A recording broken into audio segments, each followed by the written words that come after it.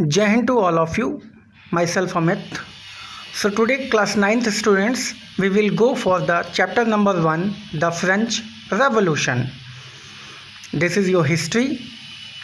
So on the morning of 14 July 1789, the city of Paris was in a state of alarm. तो ये कहानी है 14 जुलाई 1789 की, जब सिटी ऑफ पेरिस एक अलार्मिंग कंडीशन में था। उधर लोगों के बीच एक अफवाह फैल गई थी कि राजा अपने कुछ सैनिकों के साथ आ रहा है, लगभग 7,000 सैनिकों के साथ, कई सैनिकों के साथ आ रहा है, और वो लोगों से पूछेगा कि आप किसकी तरफ हो, आप राजा की तरफ हो या फ्रेंच सोसाइटी जो वहाँ की नेशनल असेंबली थी उसकी तरफ हो। इसके बारे में मैं अभी बताऊंगा। तो ये तो इंट्रोडक्शन है, ठीक है स्टूडेंट्स। तो ये अफवाह जब फैल गई तो लोग इधर उधर सरकारी दफ्तरों में हर जगह भागने लगे हथियारों को खोजने के लिए। सबको अपनी जान बचानी थी और हर सरकारी अफसरों पर, सरकारी कार्यालयों पर कब्जा कर लिया गया। लोग एक जगह खड़े हो गए भीड़ के शक्ल में। सब बास्तिल की जेल में पहुंचे। बास्तिल उस समय एक जेल था जहां पे जो राजा के खिलाफ बात करता था उसको वहीं डाल दिया जाता था। तो सब बास्तिल की जेल में पहुंच गए। वहां पे जेल को तोड़ दिया और कैदियों को मुक्त कर दिया और सब लोग पहुंच गए राजा के पैलेस की तरफ। मतलब राजा के खिलाफ ये माहौल की शुरुआत थी। तो ये फ्रेंच रेवोल्यूशन का इंट्रोडक्शन है। चलिए अब हम इसके आगे की बात करते हैं। नेक्स्ट चलिए अब शुरुआत करते हैं।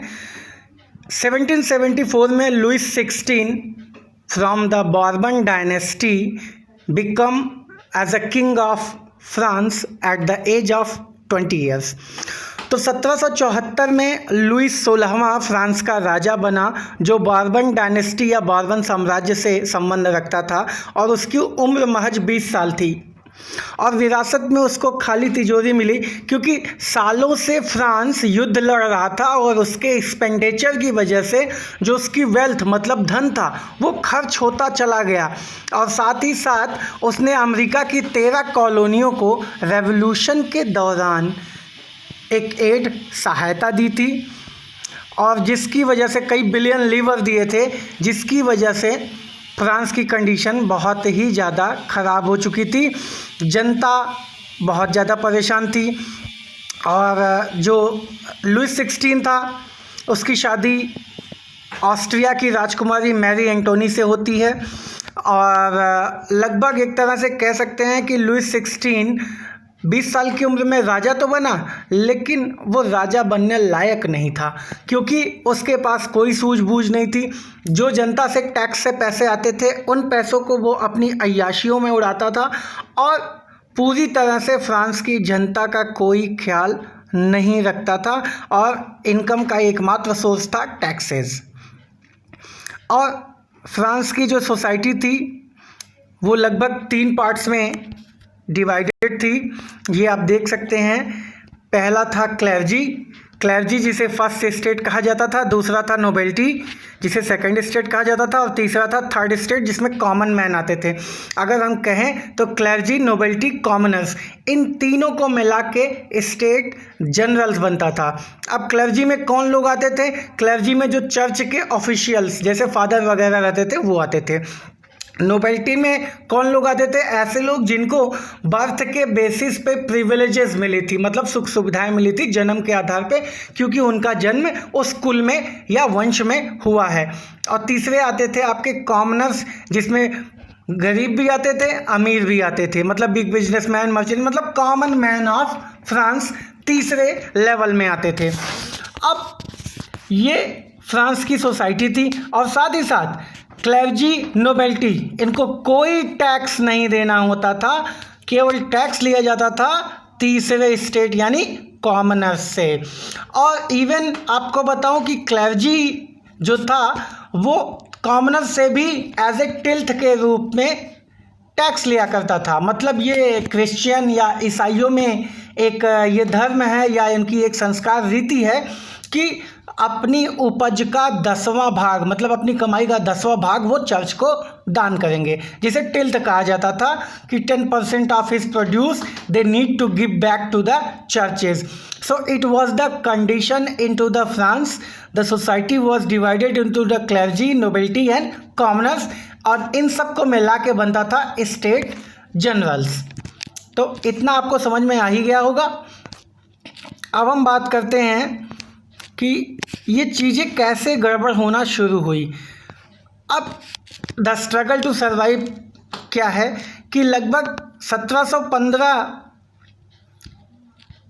से 1789 तक जो फ्रांस की जनता थी उसकी जनसंख्या लगभग 23 मिलियन से 28 मिलियन पड़ गई, जिसकी वजह से डिमांड ऑफ फूड ग्रेन्स बहुत तेज़ी से बढ़ा और प्रोडक्शन उस पेस में नहीं हो रहा था, और इसीलिए जो प्राइस था ब्रेड का वो बहुत ज़्यादा बढ़ गया था, क्योंकि वो स्टेपल डाइट कहा जाता था.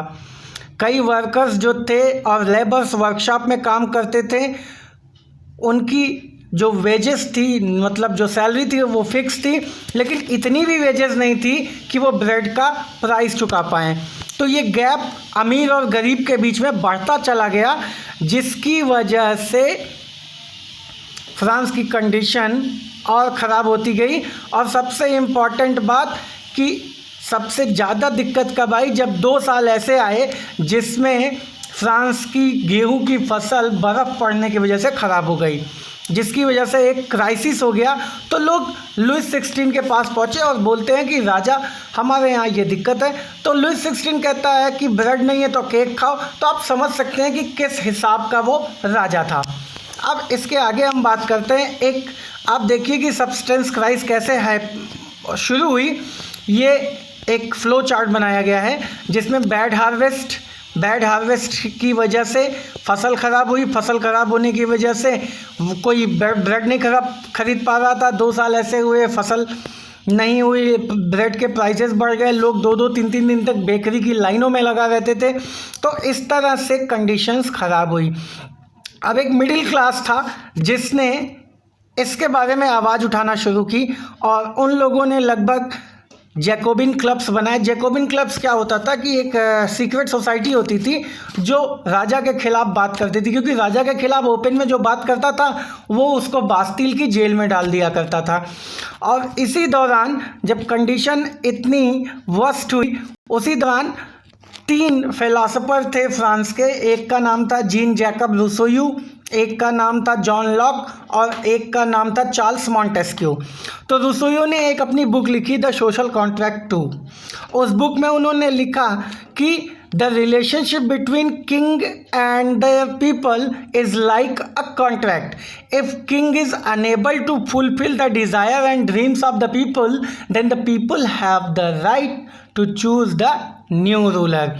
कहने का मतलब ये कि जो राजा और प्रजा का संबंध है वो एक संविदा कॉन्ट्रैक्ट की तरह होता है, जहाँ पे राजा प्रजा की ज़रूरतों को नहीं पूरा कर पा रहा है तो प्रजा को ये अधिकार है कि वो राजा को हटा दे. तो जॉन लॉक ने लिखा, फिलोसोफर थे, दार्शनिक, जिनको जीवन के बारे में ज़्यादा नॉलेज होता है, लोग उनको फॉलो करते हैं. जॉन लॉक ने क्या कहा कि the power should be divided between the legislature, executive and judiciary. कि जो पावर है, जो शक्तियां हैं, उनका बंटवारा होना चाहिए लेजिस्लेचर, एग्जीक्यूटिव और जुडिशरी के बीच में. तो इन सब बातों का फ्रांस के लोगों के ऊपर ज़्यादा असर पड़ा. अब आते हैं मेन कि कैसे शुरुआत हुई. 5 मई 1789 को 1789 को लुइस 16 ने स्टेट असेंबली की मीटिंग बुलाई या स्टेट जनरल की, और प्रपोजल दिया नए टैक्सेस के लिए. अब ये वर्साइल के हॉल में था. अब देखिए कि टैक्स यही भरते थे कॉमनर्स, लेकिन इनको बैठने की भी इजाज़त नहीं थी. तो लुइस 16 ने कहा कि भाई देखिए ऐसी बात है, देश हमारा ख़राब स्थिति से गुजर रहा है, इसलिए हम फिर से एक नया टैक्स लगाते हैं. तो क्लर्जी और नोबिलिटी यानी फर्स्ट और सेकंड स्टेट जिनको टैक्स नहीं देना होता था, उन्होंने कहा हाँ बिल्कुल बढ़ा दीजिए. लेकिन इस बार ये दार्शनिकों का और फ्रांस के पढ़े लिखे लोगों का असर था कि कॉमनर्स ने कहा कि नहीं, टैक्स अगर आपको बढ़ाना है तो you need to ask me first, because we are the people who only paying the taxes. हम टैक्स भरते हैं। अगर आप टैक्स बढ़ाते हैं या घटाते हैं, जो भी फैसला लेते हैं उसके लिए आपको हमसे पूछना पड़ेगा। लेकिन लुईस 16 ने उनकी इन बातों का कोई जवाब नहीं दिया और मीटिंग ख़त्म कर दी। तो जो लोग थे, वो लोग जो कॉमनर्स के थे, वो वहीं पे टेनिस कोर्ट था, उस टेनिस कोर्ट पे धरने पे बैठ गए। ये देख सकते हैं आप, ये टेनिस कोर्ट पे धरने पे बैठ गए और इन्होंने फैसला किया कि जब तक हमारी बातें पूरी नहीं होती है, राजा हमारी डिमांड मांगता नहीं है, तब तक हम इस धरने से नहीं उठेंगे। अब इस धरने को वाइडली बहुत ज़्यादा सपोर्ट मिला और इस धरने में लोगों ने क्या काम किया, कॉमनर्स ने अपने आप को नेशनल असेंबली अनाउंस कर दिया और साथ ही साथ एक कॉन्स्टिट्यूशन बनाने की डिमांड की कि जहां पे राजा की जो पावर्स हैं वो टाइम टू टाइम चेक की जाएंगी और राजा कोई भी फैसला बिना नेशनल असेंबली की सहमति के नहीं ले सकता है। तो इन सब फैसलों से फ्रांस की जनता आक्रोशित हो गई राजा के खिलाफ और राजा के ऊपर इतना प्रेशर पड़ रहा था कि राजा को इन सब बातों को मानना पड़ा। और 4 अगस्त 1789 में असेंबली ने एक डिग्री पास की जिसके तहत जो लोगों का लगान, फ्यूडुअल ड्यूज़ थे, मैनोरियल ड्यूज़ थे, इन सब को हटा दिया गया और साथ ही साथ ये कहा गया कि जो जन्म के आधार पर लोगों को प्रिविलेजेस मिली हैं वो हटाई जाएंगी और राजा को मजबूरन इन सब बातों को मानना पड़ा। तो ये थी अभी तक की कहानी। एक बार फिर से हम रिकॉल करते हैं कि 1774 में बॉर्बन डायनेस्टी का लुईस 16 20 साल की उम्र में राजा बनता है। उसकी शादी मैरी एंटोनी ऑस्ट्रिया की प्रिंसेस से होती हैं। विरासत में उसको खाली तिजोरी मिलती है, जिसका कारण ये रहता है कि कई सालों तक फ्रांस ने युद्ध लड़ा और अमेरिका की 13 कॉलोनियों को फ्री कराने के लिए बिलियन ऑफ लीवर्स उसने कर्ज पे लेके दिया था। और फ्रांस की कंडीशन क्या थी कि इकोनॉमिक एक्टिविटी का एक ही साधन था राजा के पास, जो टैक्सेस मिलते थे और उन टैक्सेस का इस्तेमाल वो अपने अय्याशियों में खर्च किया करता था और बहुत वीक किंग था। और इसके बाद क्या होता है कि 2 साल ऐसे होते हैं जिसमें बैड हार्वेस्ट ईयर आता है और फ्रांस का शहर पेरिस में जो जनसंख्या थी वो अचानक बढ़ती है, जिसकी वजह से फूड ग्रेन्स की डिमांड हो जाती है और इस डिमांड को वो लोग फुलफिल नहीं कर पाते हैं और ब्रेड की कीमतें इतनी ज़्यादा हो जाती हैं कि जो लेबर्स रहते हैं उनकी पहुंच से बाहर हो जाती हैं, क्योंकि उनकी वेजेस तो फिक्स थी लेकिन ब्रेड के प्राइसेस क्या थे, फ्लैक्चुएटेड थे, मतलब बढ़ते भी थे और ज़्यादा बढ़ते थे और लोग लाइनों में 2-2, 3-3 दिन तक लगा करते थे। और जब राजा से पूछा गया तो राजा ने कहा ब्रेड नहीं है तो केक खाओ। और इसके बाद 3 philosopher Charles Montesquieu, Jean Jacob Rousseau और जॉन लॉक, इन तीनों ने जो लोगों को बताया, लोगों के माइंड को इनलाइट किया और फिर इस क्राइसिस से बचने के लिए राजा ने एक बार फिर स्टेट जनरल की मीटिंग बुलाई। मीटिंग में ये डिसाइड किया गया कि हम फिर से नया टैक्स लगाने जा रहे हैं, जिसे क्लर्जी और नोबेल्टी ने स्वीकार कर लिया क्योंकि उनको टैक्स देना ही नहीं था। लेकिन कॉमनर्स ने इस पे ऑब्जेक्शन जताया, जिसे राजा ने मना कर दिया, सुनने से इनकार कर दिया। तो वहीं टेनिस कोर्ट पे वो लोग धरने पे बैठ गए, खुद को नेशनल असेंबली अनाउंस किया, एक कॉन्स्टिट्यूशनल मोनार्की बनाई और जिसको फाइनली जाके राजा को मानना पड़ा। तो यहीं तक की अभी कहानी, बाकी हम आपको अगले सेकंड में बताएंगे। तो जो भी डाउट्स हो आपको, आप मुझसे डायरेक्टली पूछ सकते हैं। ठीक है, हैव अ नाइस डे। जय हिंद।